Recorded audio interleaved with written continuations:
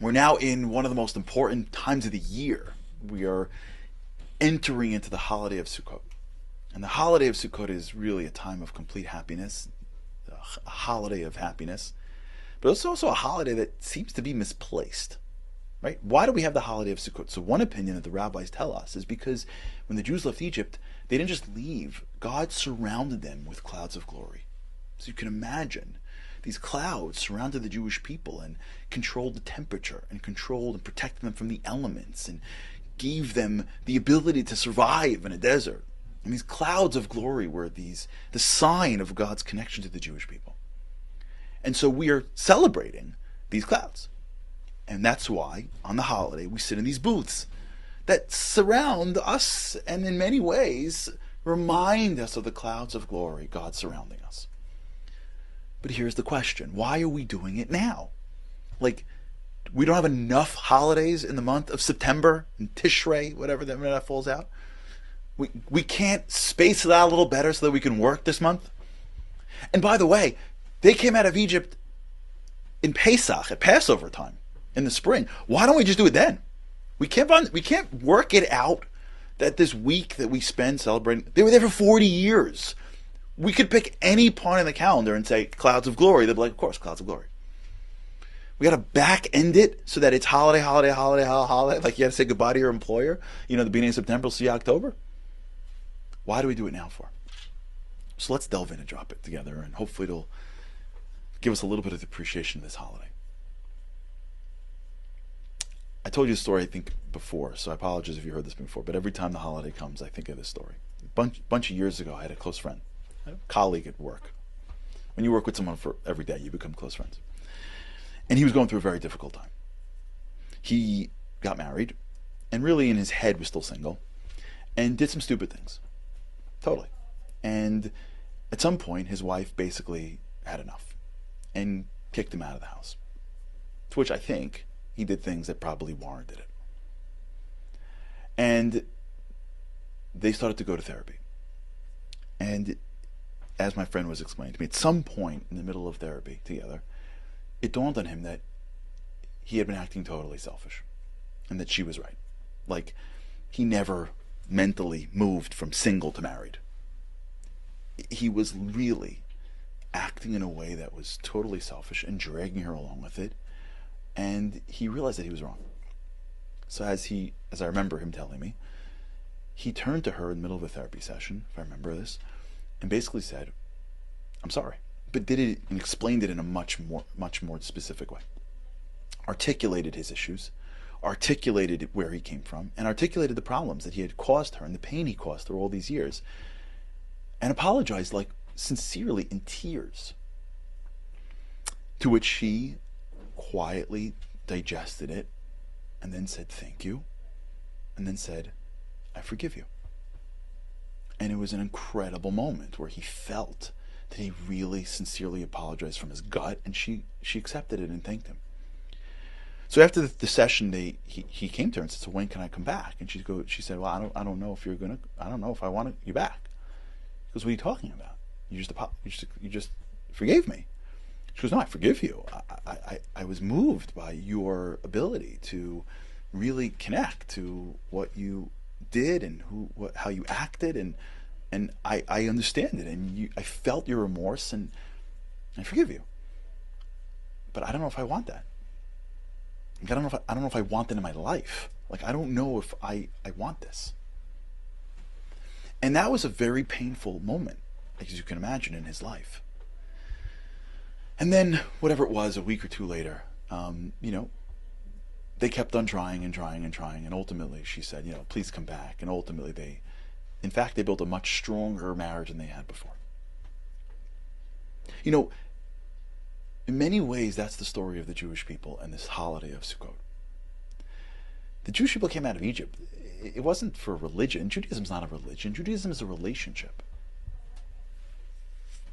And in many ways, the Jews left Egypt in a relationship. They followed their beloved out into the abyss. Love is blind. And the Jews left Egypt into a desert, blind. They didn't know where they were going. And when they got to Mount Sinai, That was a marriage. In fact, some of the customs we have at weddings come from Mount Sinai. And in fact, the holiday of Mount Sinai, which is the holiday of Shavuot, we do things like put flowers there to remember I believe, to remember the wedding. It was a union. It was bonding. The God and the Jewish people became one. We were bonded to God. We were married. That's the words that we use, the expressions that we use is a marriage. We're not bowing to a king so that we get goodies from heaven. We're one. We're unified. And then 40 days later, Moses came down with the marriage contract, the luchos, the tablets. And what did he find? He found the Jewish people serving an idol. Now understand that the Talmud speaks about this in the language of a bride being disloyal to her groom under the chuppah. They use this language on purpose. Can you imagine how offensive that was? Can you imagine how destructive that was? Serving an idol at the foot of Mount Sinai? And we were separated. Separated from God. The clouds of glory went away, I believe. And we separated from him. And can you imagine what it must have felt like in the desert? Now we're looking back on it, to be in the desert. Imagine the remorse. Imagine the sense of regret. What in the world do we do? We had the creator of the universe. We gave it up for a golden calf. What's going to be with us? Where are we going to go? How are we going to survive? We worked on ourselves. And Moses went back up to heaven. Came down on guess which day? Yom Kippur. Which is why Yom Kippur is the day forever of forgiveness. And God turned and said, I forgive you. It was an incredible moment when Moses came down off that mountaintop with new tablets in his hands. The sign that God forgave us.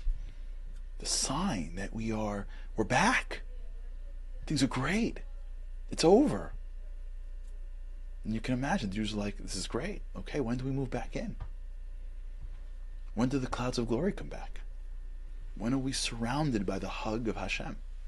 And you can imagine what it must have been like the next day, when there were no clouds of glory.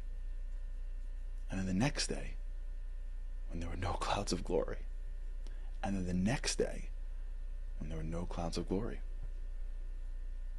Is this God's way of saying, I forgive you, but I don't think this is for me anymore? That's the tension of this period of time.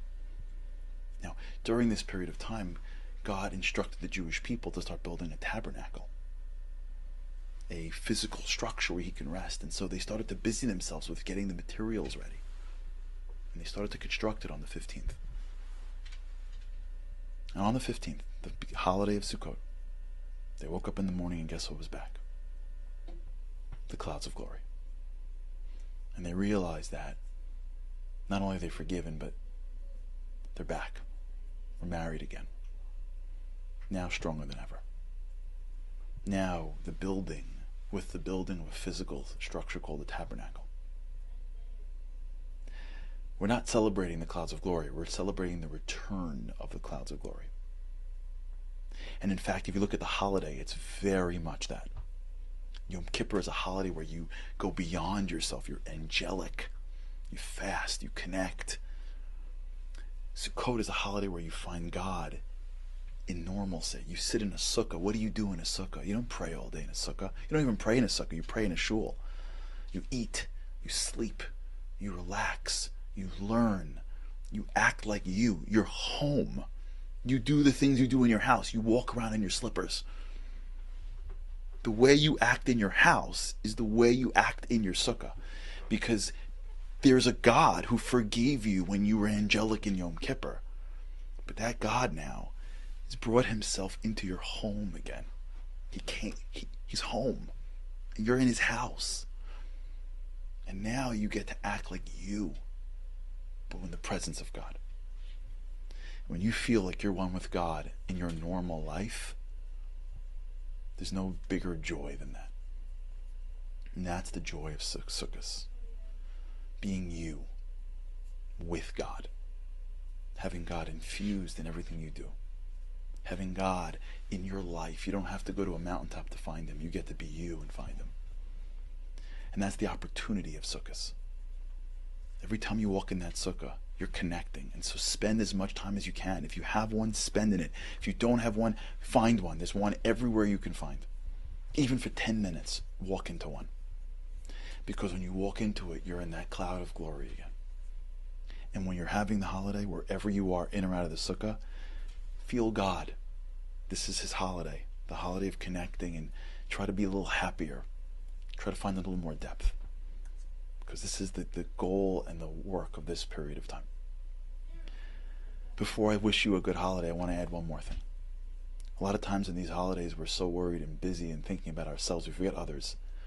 There's a great organization that I got involved in that are worrying about the livelihoods and the needs and necessities of poor people throughout Israel.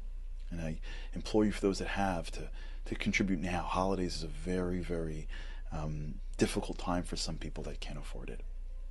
And so please check out this link, zichronaftali.org. I'll post it in the back end. If you can, please be generous and give some charity now to help those that need the funds